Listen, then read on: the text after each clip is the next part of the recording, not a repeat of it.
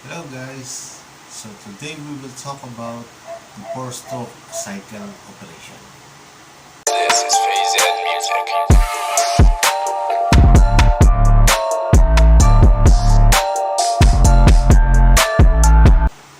So what we observe in this operation of the engine. So the piston move up and down. So this is what we call the stroke. So if we say stroke, so it refers to the distance traveled by the piston from top to bottom or bottom to top. We call it the cycle. It means the series of events repeated in the same regular order. So we have four-stroke cycle operation. The intake, the compression, the power, and the exhaust. This is the four-stroke cycle operation. This is what we call the top dead center. First, to the topmost part reached by the piston during upward motion.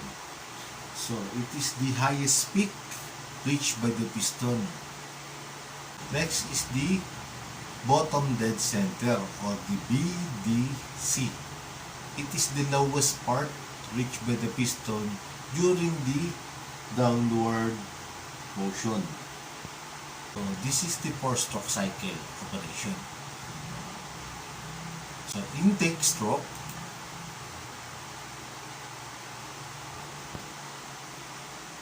if we say intake stroke, the intake valve will open to enter the air and fuel mixture.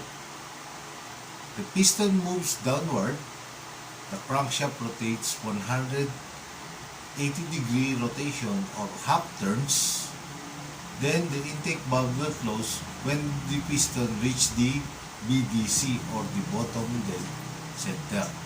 So as you can see, this is the intake valve.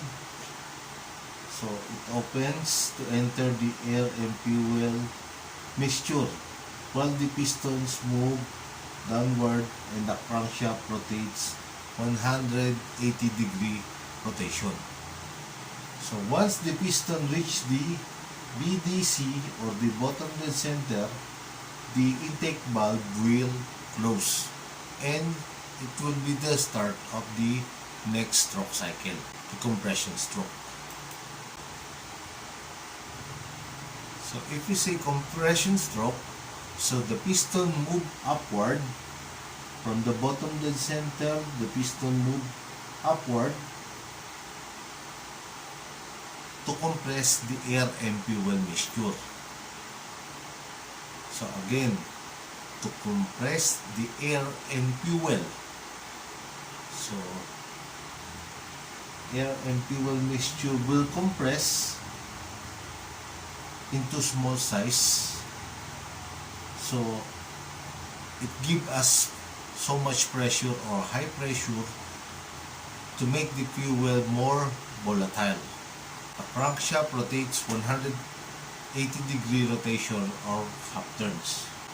In compression stroke, you can see the valve will close and the piston from the bottom dead center will move upward to compress the air and fuel mixture. So when the piston reaches the 8 degree before top dead center, that is the beginning of the power stroke. In power stroke, 8 degree before top dead center. So for example, this is the top dead center or the TDC. So this is the TDC. So this is the 8 degree before top dead center. Before the piston reach the highest peak, there's certain degree that the spark plug will ignite. That is 8 degree to burn the air and fuel mixture. And the piston move downward and the crankshaft rotates another 180 degree rotation. As you can see in this power stroke, the intake and the exhaust valve remain closed. Once the piston reaches the bottom dead center, the exhaust valve will open to release the burned air and fuel mixture outside the combustion chamber, while the crankshaft rotates another 180-degree rotation. So if the piston reach the top dead center, so this is the beginning of another cycle: the intake, compression, the power, and the exhaust. So it will continue as long as there is a fuel inside the combustion chamber. So that's why we call it stroke cycle. So from intake to compression to power to exhaust, then another intake. So that is the stroke cycle operation. So intake, compression, power, exhaust, intake, compression, power, exhaust. We have 4-cylinder operation in different stroke cycle.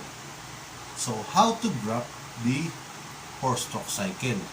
How do we know if what piston is in the cylinder number 1, cylinder number 2, cylinder number 3, or cylinder number 4? So what is the stroke cycle of the 4-cylinder? Let's graph the 4-stroke cycle. To learn the graphing of the 4-stroke cycle, so always apply in horizontal position. So what is horizontal position? From left to right. So from left, from cylinder number 1 to cylinder number 4. So that is the horizontal position. So always remember that in horizontal position, so we must follow this procedure before the stroke cycle by following the firing order. So what is the firing order? 1, 3, 4, 2. Okay? So for example, so if the given is intake, what is the stroke cycle before the intake? So that is the exhaust. So check the firing order. 1. So this is the 1. Next is 3. So this is the 3. It means, so before the intake is exhaust. Then this is the 3. Next is 4. So this is cylinder number 4. Before exhaust is the power. And before the power is the compression. So this is the what we do in horizontal position. How about in vertical position? So in vertical position, we just follow the stroke cycle: the intake, compression, the power, and the exhaust. The graph for the 4-cylinder. For example, we have the intake. Again, follow the procedure before the stroke cycle by following the firing order. So what is the stroke cycle before the intake? That is the number or letter E. Now before intake is exhaust. Okay? So where did we put the exhaust? So follow the firing order. 1, 3. Next is number 3. So it means in cylinder number 3, the stroke cycle is exhaust. Okay? Then, so follow the firing order. After the 3 is 4. So before the exhaust is the power. Then before the power is the compression. So now we can write the degree. So all these 4 cylinders rotate in 180-degree rotation. Horizontal position, we just follow the firing order. So firing order means the sequential timing where the spark plug ignites in a correct piston position. So once we are done in the horizontal position, easy to write the vertical position. We just follow the stroke cycle. The intake, compression, power, and exhaust. So let's start with the number 1. So intake, compression, power, and exhaust. Compression, power, exhaust, intake. Exhaust, intake, compression, power, exhaust, intake, compression. We are done in the graphing of the 4-cylinder by following the firing order and the stroke cycle operation. So do not do this kind of stroke cycle. Watch. So the given is intake, intake, intake, intake. So do not do this kind of procedure. So this is wrong. So as you can see, this is the intake and the other intake is in the 3rd cylinder. And the other intake is in the 4th cylinder. So, and last is the 2nd cylinder. So it means this is the wrong procedure. This is not a bingo.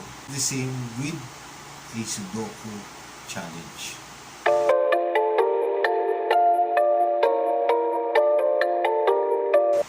Always apply this kind of procedure. The horizontal position and the vertical position. Horizontal before the stroke cycle by following the firing order, and the vertical is by following the stroke cycle. What if the given is in the middle of the graph? Example,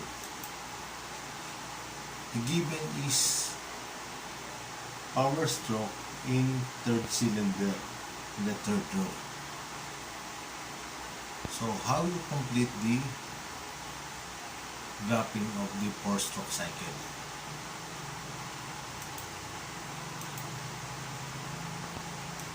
So again, follow the horizontal and the vertical position. So for horizontal, so we must first complete the horizontal position so it can be easy to complete the vertical position. So once the horizontal position is correct, so it will be easy for you to complete the vertical position. Okay, so the given is in a 3rd cylinder. So this is number 3. So cylinder number 3. Next is the cylinder number 4. So follow the stroke cycle before the power. So what is the stroke cycle before the power? So that is a compression.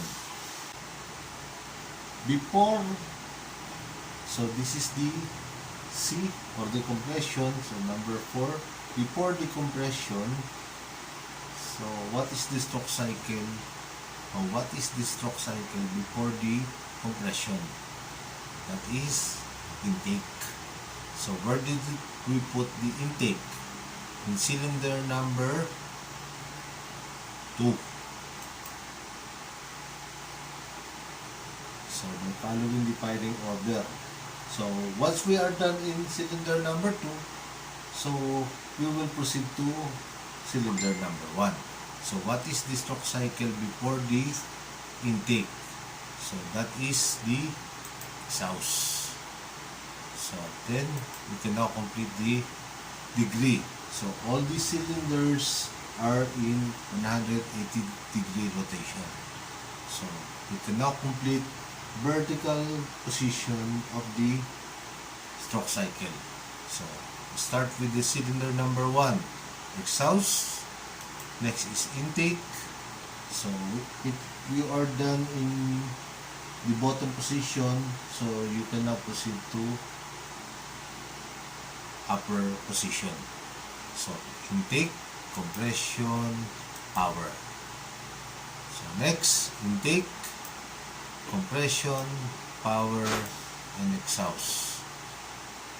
Power, exhaust, intake, compression. Compression, power, exhaust, intake. So you can now complete the degree rotation of the cylinder. So you are done in the graphing of the 4-cylinder stroke cycle operation. So how about in 6-cylinder engine? So in 4-cylinder, the stroke cycle is intake, compression, power, and exhaust. In 6-cylinder engine, the stroke cycle have interval before the intake and before the power. Intake, interval 120. So intake, compression, power interval 120, power, and exhaust. So 1, 2, 3, 4, 5, 6. So as you can see, we have 6 stroke cycle for the 6-cylinder engine. How we graph the 6-cylinder? For example, the given is intake interval 120. So follow the firing order. So firing order is 1, 5, 3, 6, 2, 4. So for intake, the intake interval, so before the stroke cycle, intake interval is the 1, next is 5. So this is number 5. What is the stroke cycle in cylinder number 5? That is letter E. So before the intake interval 120 is exhaust. So next is number 3. So cylinder number 3. So before the intake, before the exhaust is the power. So before the power, so let's proceed to cylinder number 6. Before the power is power interval 120. Then, before the power interval 120 is compression. And the last one is the intake. So you can now complete the degree for every 120 degree. So this is the complete position of the cylinder in every stroke cycle. So now you can complete the vertical position by following the intake interval 120, intake, compression, power interval 120, power, exhaust. So intake, compression, power interval 120, power, and exhaust. Compression, power interval 120, power, exhaust, intake interval 120, intake, power, exhaust, intake interval 120, intake, compression, power interval 120. Next, cylinder number 4, intake, compression, power interval 120, power, exhaust, intake interval 120. Next, exhaust, intake interval 120, intake, compression, power interval 120, power.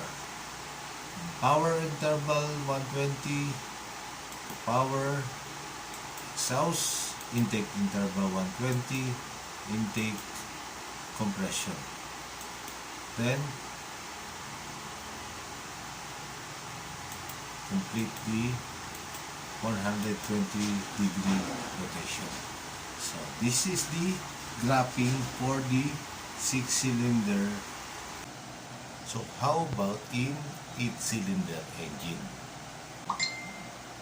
So, if you remember, in 4-stroke cycle, we have the intake, compression, power, and exhaust. In 8-cylinder engine, we have additional interval. So, 90-degree interval for every stroke cycle. So, before the intake, before the compression, before the power, and before the exhaust. So, intake interval 90 for intake, compression interval 90 for compression, power interval 90 for power, and exhaust interval 90 for exhaust. So, intake interval 90, intake. Compression interval 90, compression. Power interval 90, power. And exhaust interval 90, exhaust. So that will be our sequence in 8-cylinder stroke cycle. So let's have the graph. For 8-cylinder, so the firing order is 162, 58, 3, 7, 4. 162, 58, 7, 3, 4. For example, the given is intake interval 90. So we must complete the horizontal position of the graph. So follow the stroke cycle. We must follow the before the stroke cycle by following the firing order. So before the intake 90, so by following the firing order, so this is 1, next is number 6. So let's proceed to number 6. What is the stroke cycle before the intake interval 90? So that is exhaust. So next, proceed to number 2, cylinder number 2, before the exhaust is intake interval 90. Next, cylinder number 5, before the exhaust interval 90 is power. Before power, so 5, next is 8. Before power is power interval 90. Next, number 3, before the power interval 90 is compression. Next, number 3 is number 7. So before the compression is the compression interval 90. And the last one is the intake. So write the degree, the 90 degree. So all this cylinder is rotate in 90 degree rotation.